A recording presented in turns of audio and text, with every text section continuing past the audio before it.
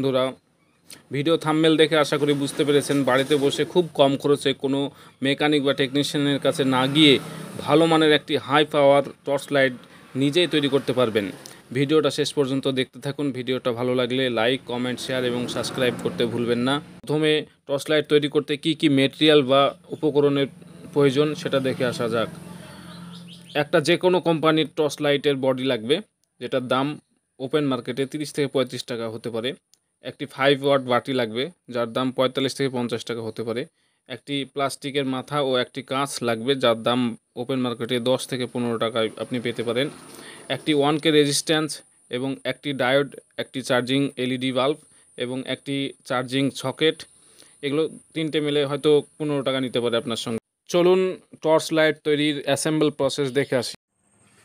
প্রথমে লাইটের পেছন দিকটা দুটো ফুটো করে নিতে হবে, একটা ছোট ফুটো একটা বড় ফুটো, এবং চার্জিং কানেক্টর এবং এলইডি চার্জিং এলইডিটা এর সঙ্গে অ্যাটাচ করে নিতে হবে, এবং চার্জিং কানেক্টর এবং চার্জিং এলইডির নেগেটিভ প্রান্ত দুটো বডির সঙ্গে অ্যাটাচ করে নিতে হবে। এ হচ্ছে এইটুকু কাজ। এরপরে রেজিস্ট্যান্স আর ডায়োড দুটো পরস্পর একসঙ্গে অ্যাডজাস্ট করাতে হবে, করিয়ে চার্জিং সিসির পজিটিভ প্রান্তে অ্যাটাচ করতে হবে। আমি অ্যাটাচ করে দিয়ে দেখে নেন বন্ধুরা। অ্যাটাচ করে দিলাম। অ্যাটাচ করার পরে দেওয়ার পরে রেজিস্ট্যান্সের সঙ্গে চার্জিং এলইডির কানেকশানটা অ্যাটাচ করতে হবে।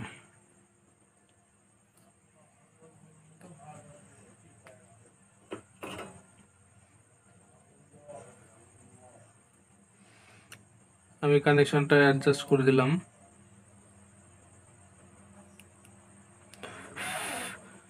এবার দেখা যাক চার্জিং সেকশনটা ঠিকঠাক কাজ করছে কিনা।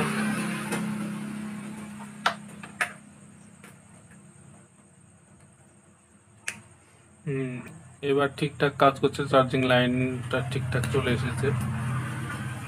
তারপরে এবার মাথাটা ফিটিংস করার পালা। এবার মাথাটা ফিটিংস করি। প্রথমে কাঁচটা আমি এটার সঙ্গে অ্যাটাচ করলাম, তারপরে বাটিটা দিলাম, বাটিটার পরে এটা ভালো করে অ্যাটাচ করে নিলাম। এই জায়গাটা একটা দেখার ভালো বিষয়, সেটা এখানে 4টি রেজিস্ট্যান্স আছে 5 আর 6 নামক। এটা 5 ওয়াটের বাটি। এখানে মিডিলে কানেকশানটা দিলে নর্মাল গতিতে চলবে আলোটা, আর এই রেজিস্ট্যান্সের বডিতে দিলে ডাইরেক্ট বাল্বের গায়ে কারেন্টটা চলে যাবে, ওতে আলোর গতিটাও বেশি হবে, তো বাল্ব কাটার রিস্কটা বেশি থাকে। আমি কানেকশানটা দিয়ে দেখাচ্ছি আপনাদেরকে। আমি আপাতত রেজিস্ট্যান্সের বডিতেই দিচ্ছি, আপনারা সাধারণত মাঝখানে দিবেন যাতে বাল্বটা কাটার রিস্ক থাকবে না। এবার আমি বডির সঙ্গে ফিটিংস করে নিই, তো ওয়্যার দিয়ে